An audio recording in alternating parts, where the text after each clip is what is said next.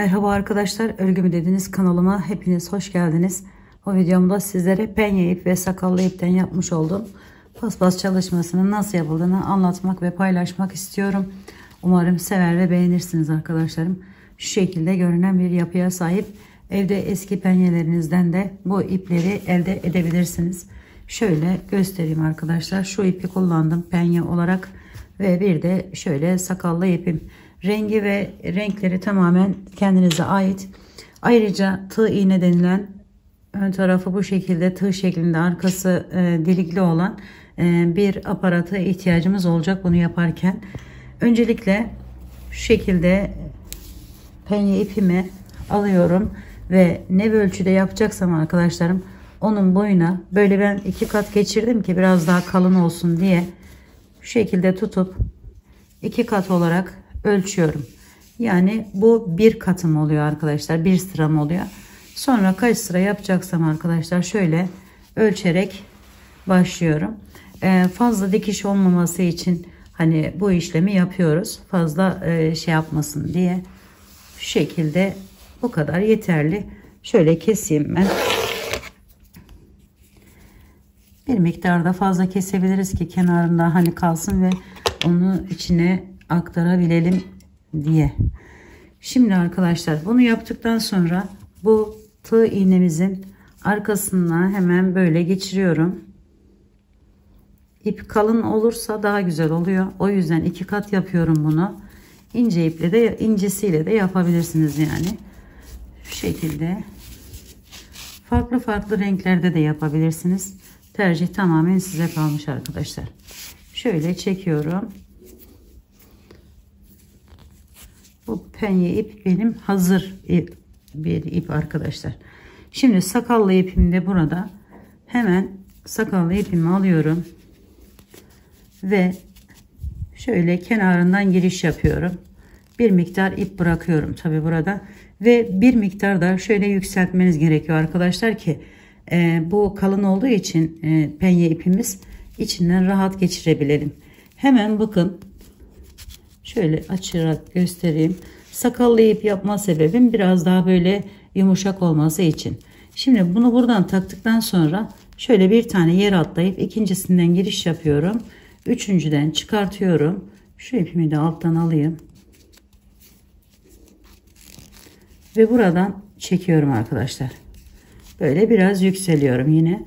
Aynı şekilde devam ediyoruz. Bakın bunu atlayıp buradan giriş yapıp buradan çıkartıp devam ediyoruz.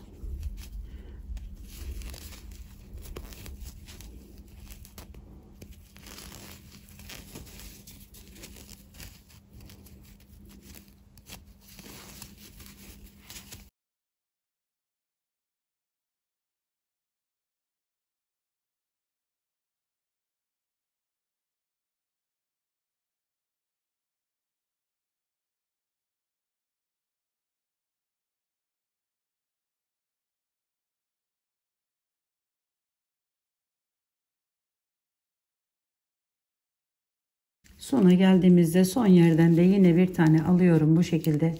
Bakın gevşek gevşek yaptım bunları. Daha önce de çekebiliriz. Şimdi o şeklini de göstereceğim size. Şu şekilde tutuyorum ve bu ipi içerisinden geçiriyorum arkadaşlar. Normal bildiğimiz iğne gibi.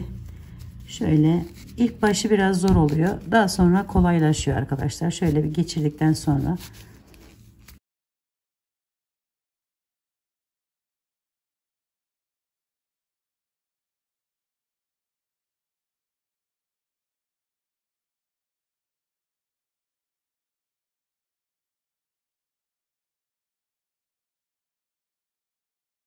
buradan bunun çıkmamasına özen gösteriyorum ve şu şekilde tutup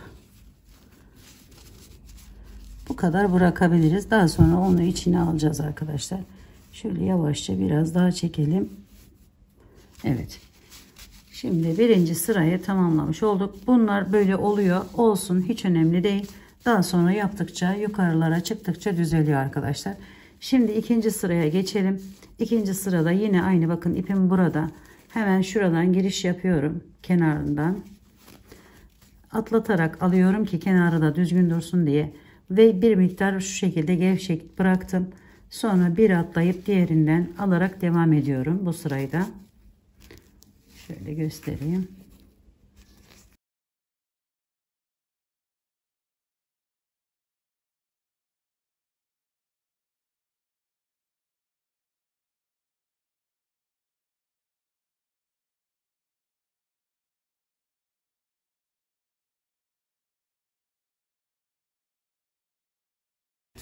Bakın şimdi büyük bir paspas yapacağınız için, yani benimki gibi boyutu küçük olmayacak. Onun için böyle tığınız dolabilir ara ara. Hemen arkadaşlarım şöyle çekerek içerisinden rahatlatabilirsiniz elinizi. Onu da göstermiş olalım. Bu şekilde çekiyoruz.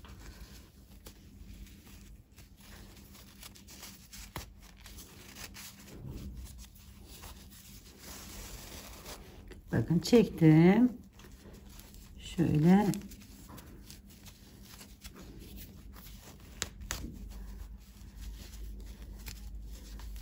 burayı köşe olduğu için dönüş yeri olacak. O yüzden şöyle biraz düzeltelim. Ve devam ediyoruz yine kaldığımız yerden. Bunu da göstermek amaçlı bu şekilde yaptım arkadaşlar. Şimdi devam ediyorum.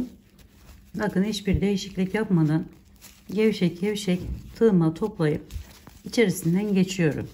Modelimiz bu kadar kolay arkadaşlarım. Böyle penye ipleriniz varsa yapabileceğiniz, kolaylıkla yapabileceğiniz bir çalışma. Bunu da geçirelim.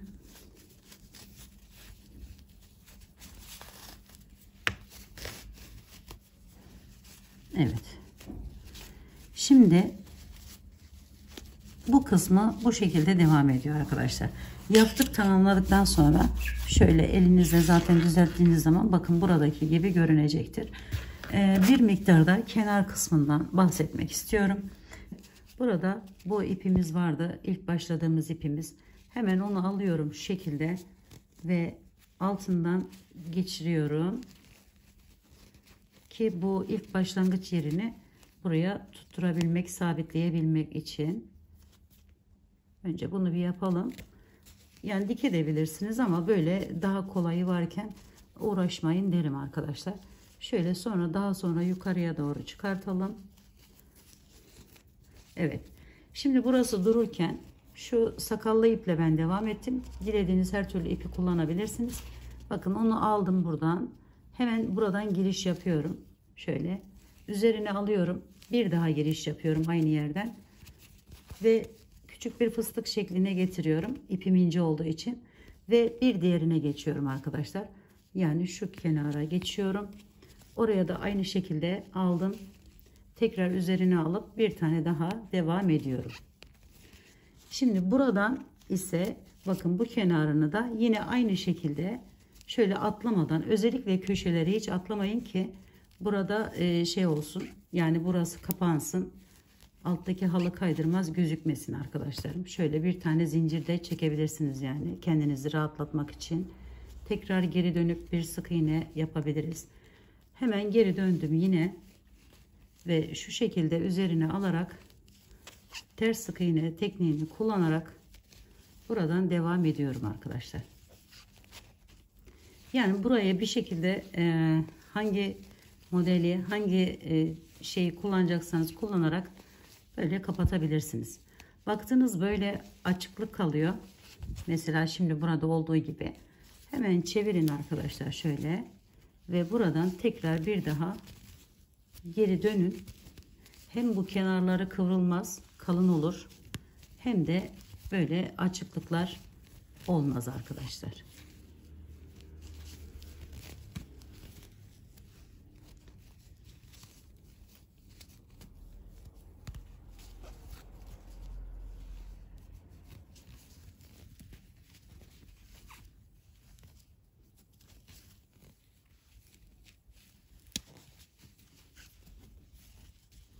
Evet, bakın gördüğünüz gibi böyle kapatabilirsiniz. Yani tekrar bir daha üzerinden geçerek hem kenarını kalınlaştırıp hem de kapatarak daha güzel bir görüntü elde edebilirsiniz arkadaşlar.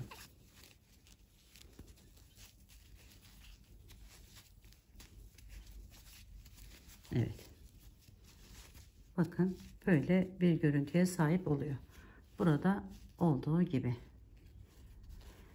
Evet, bu videomda da sizlere bu penye ip ve sakallı ipten yapmış olduğum paspas çalışmasının nasıl yapıldığını anlatmak, paylaşmak istedim. Umarım sevmiş ve beğenmişsinizdir. Yapacak olanlara şimdiden kolaylıklar diliyorum. Bir dahaki videomda görüşmek üzere. Hoşça kalın, sağlıkla kalın. Allah'a emanet olun arkadaşlar.